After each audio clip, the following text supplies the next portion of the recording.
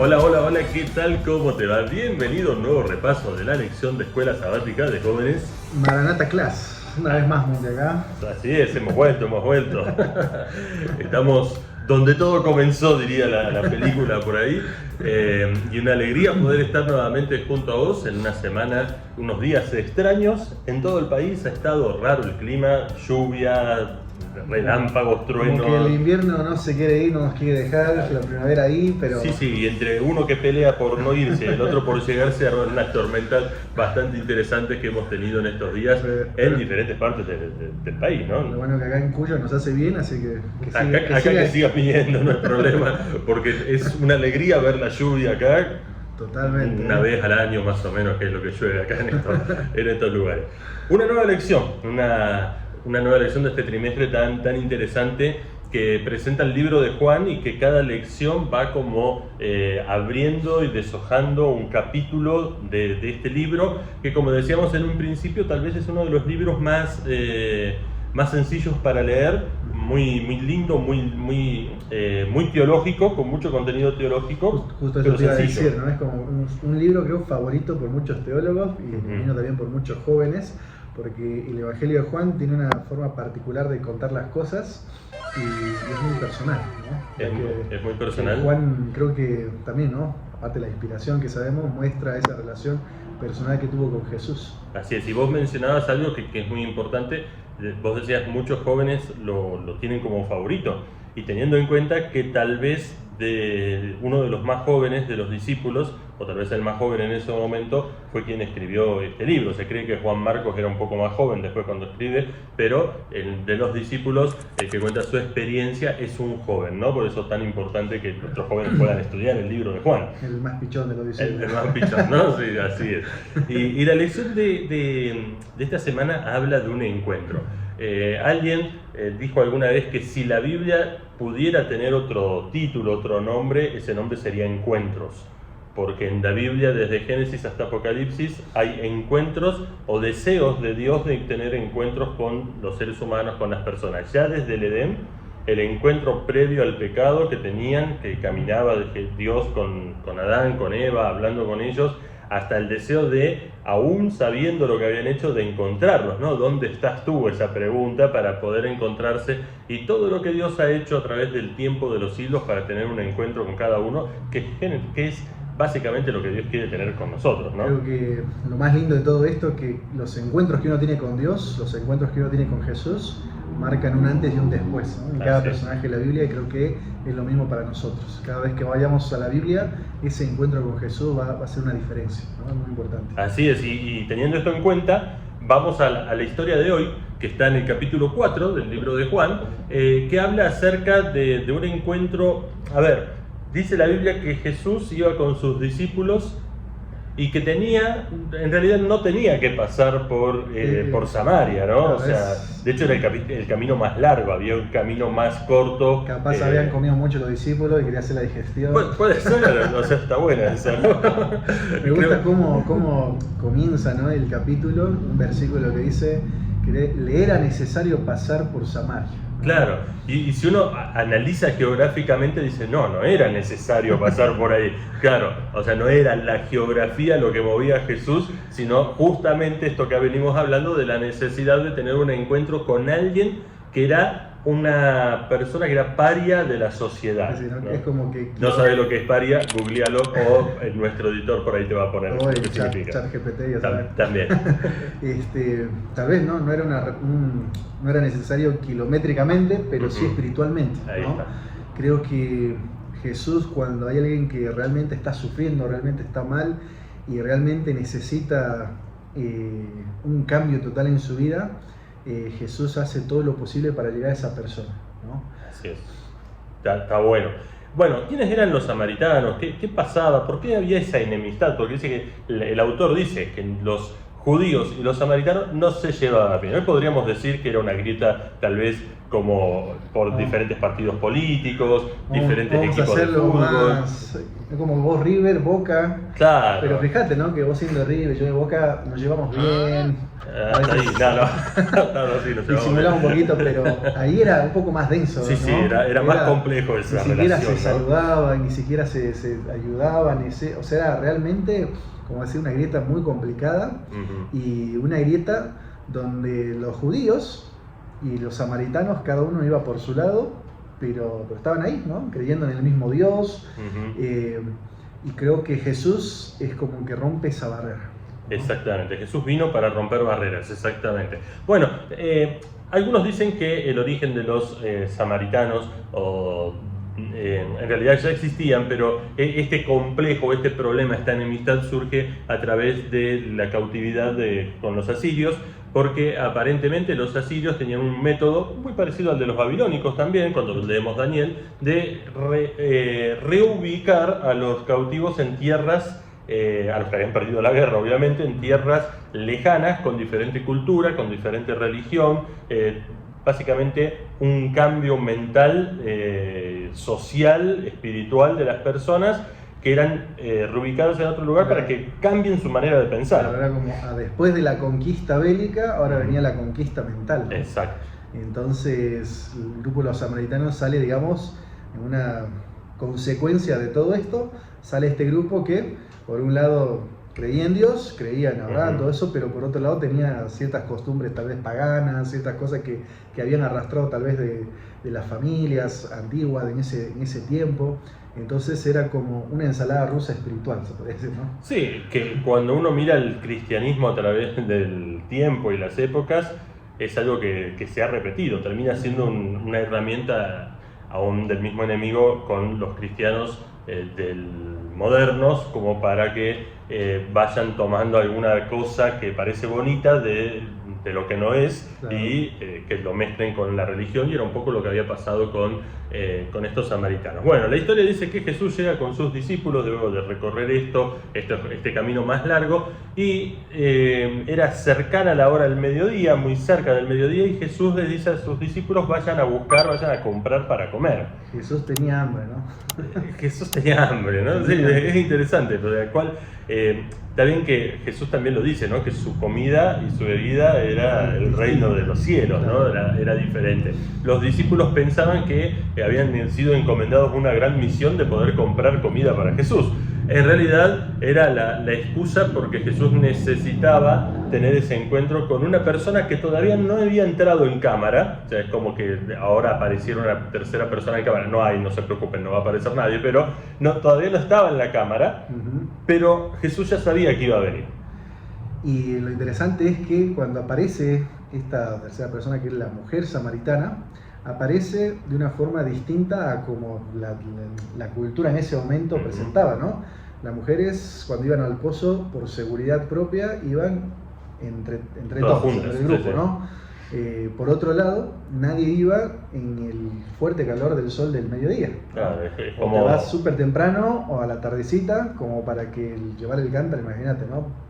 Había una distancia, entonces para que no se desmayen, no les haga mal el sol. Claro, era como salir al mediodía en Santiago del Estero, por ejemplo. Algo así, ¿no? O La Rioja. Exactamente. Hablando de nuestro campo también. Y cuando la mujer va sola, entonces realmente cuando uno ya sabemos, ¿no?, la historia de la mujer samaritana, ella tenía el corazón roto, el corazón deshecho, la vida tal vez destruida, y realmente necesitaba de Jesús, ¿no?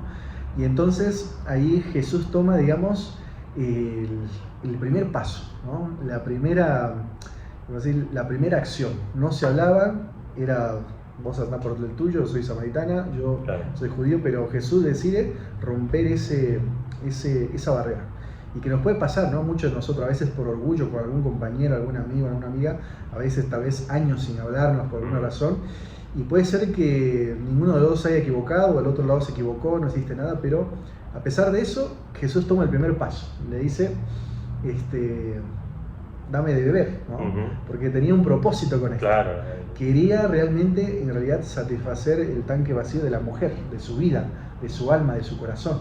Exacto, Jesús que hablaba del agua, pero no estaba refiriéndose al agua que sale de una canilla, el agua que sale de una manguera, de un grifo, sino que estaba hablando del agua de vida, del agua espiritual. Pero vos hablabas de esta forma extraña de la presentación de la mujer, sola, al mediodía, tal vez escapando del grupo de mujeres, pero escapando de la visión de la gente, porque al mediodía no había nadie, la gente no estaba en la calle, escapando por todo esto que vos bien explicabas, y Jesús rompe con el prejuicio de que vos decías, cada uno por su lado, y de hablar a una mujer.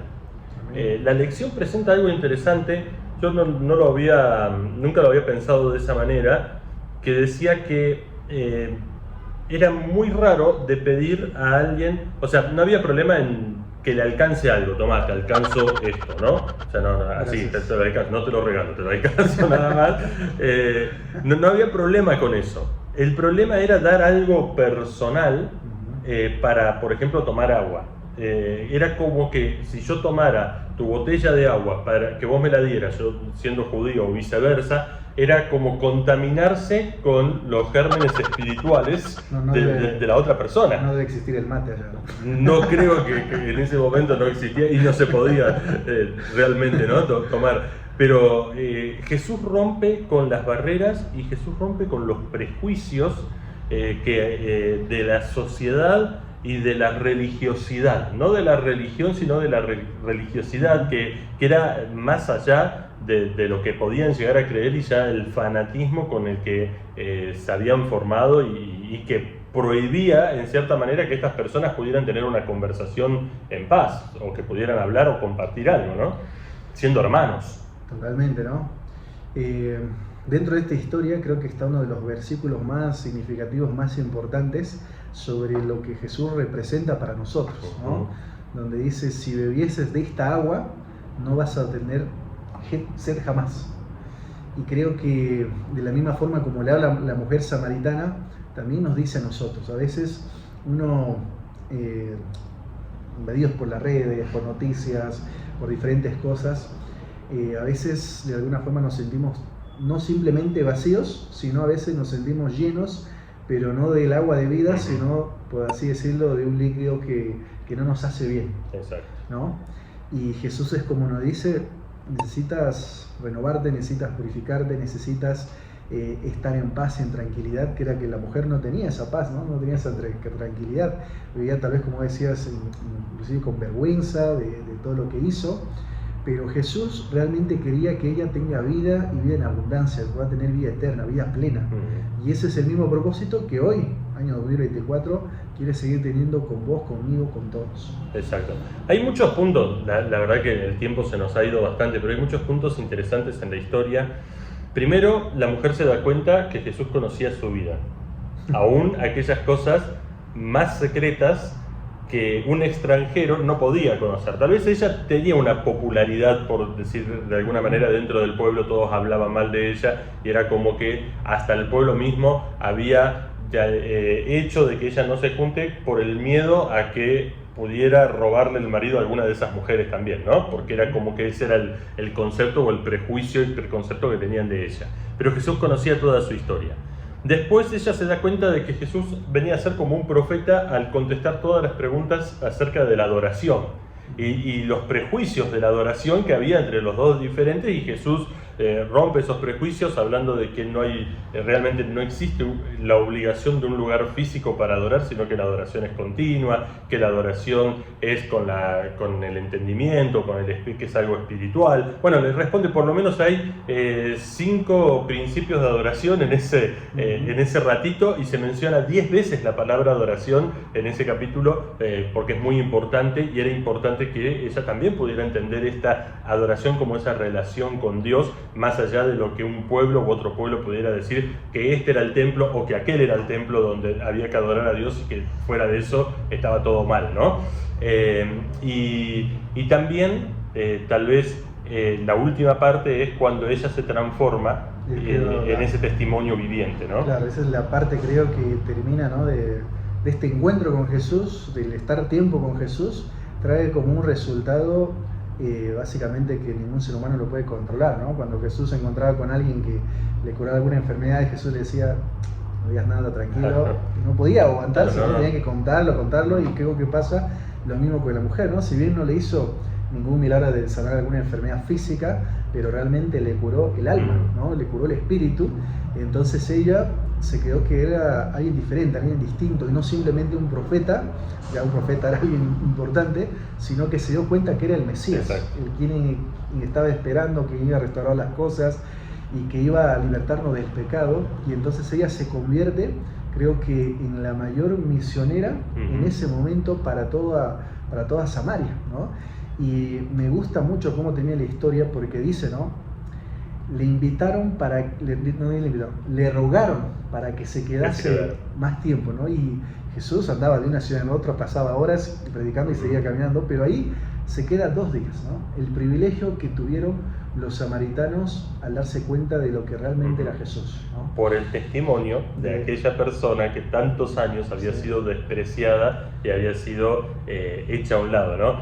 Me gustaba esta parte que vos destacabas. Muchas personas seguían a Jesús por los panes y los peces, por los milagros. Esta mujer no tuvo un milagro de sanidad, de que estaba postrada o algo y Jesús la sana, pero ella se dio cuenta de que era el Mesías y comenzó a ser esa misionera porque sintió que su vida había sido transformada, que había sido valorada, que alguien se había detenido a conversar con ella y a ofrecerle algo que nadie jamás le había ofrecido, que era perdón, restauración y la posibilidad de vida eterna. Y eso es importantísimo, ¿no? Es algo muy interesante, ¿no? A veces cuando uno se aleja de Dios, a veces uno se siente indigno, ¿no? Se siente, yo no puedo. ¿Cómo le va a hablar a alguien de Jesús? ¿Cómo le va a decir a alguien que ora si a veces ni siquiera yo oro? Pero la mujer samaritana es como un ejemplo de que, bueno, ahora vamos hacia adelante, vamos a seguir, vamos a continuar. Y ahora ella se convierte en una propagadora de la verdad en su tiempo, de la luz en su ciudad. Y las personas creen en ella, y cuando van a conocer a Jesús sucede algo extraordinario, y después Jesús va ahí y muchos más creen. Entonces como que Dios nos dice, vos realmente sos importante para anunciar el mensaje, para predicar, así que no te quedes en silencio, ¿no? Así es, no importa la experiencia que estés pasando, no importa dónde estés en estos momentos, Jesús quiere tener ese encuentro con vos para restaurar tu vida, para hacer tu vida de nuevo y para que vos, a través de eso que Jesús hace, puedas contarle a los demás. Lo dejamos en tu corazón, deseamos que puedas disfrutar del repaso de la lección. Hay muchas otras aristas, hay muchas cosas más que seguramente vas a ir descubriendo y van a ir descubriendo juntos al repasar la lección. Solo queríamos hacer este pequeño resumen de 3 horas para que vos puedas disfrutar y para que puedas ver algunos puntos que nos ha interesado y nos ha gustado a nosotros. Decíamos que Dios te bendiga mucho. No te olvides de dejar tu comentario, de dejar tu like, de decirnos de dónde sos. La semana pasada fue el Día del Pastor. En realidad, todo el mes de octubre es el mes de apreciación a la obra pastoral, ¿no? Vamos a darle la revancha a los pastores. Porque nosotros dijimos que saluden a su pastor. Vamos a hacerlo despacito para que nadie escuche, pero nadie saludó a su pastor. Vamos a darle la revancha. Mira, te lo vamos a proponer de esta manera. Entre los pastores que vos menciones, no va a ser entre los que escriban, esta vez va a ser entre los pastores que vos menciones, vamos a hacer un sorteo. De un regalo, Entonces, acordate, si querés a tu pastor, ahora vamos a redoblar la apuesta. Si querés a tu pastor, pon el nombre de tu pastor, saludalo por este mes de la apreciación, y entre los nombres nosotros sorteamos un regalito. No vamos a decir qué es para que nadie se ponga celoso. ¿Para el pastor o para el que comenta? No, para el pastor. Para el pastor. Claro, por eso digo, si querés a tu pastor, escribí el nombre de tu pastor para que nosotros podamos hacer ese sorteo entre los pastores y podamos darle un regalo en este mes tan importante de la apreciación de la obra pastoral. Bueno, Dios te bendiga mucho. Deja tu like, tu comentario y nos vemos la próxima semana en un nuevo repaso de la lección de Escuela Sabática de Jóvenes.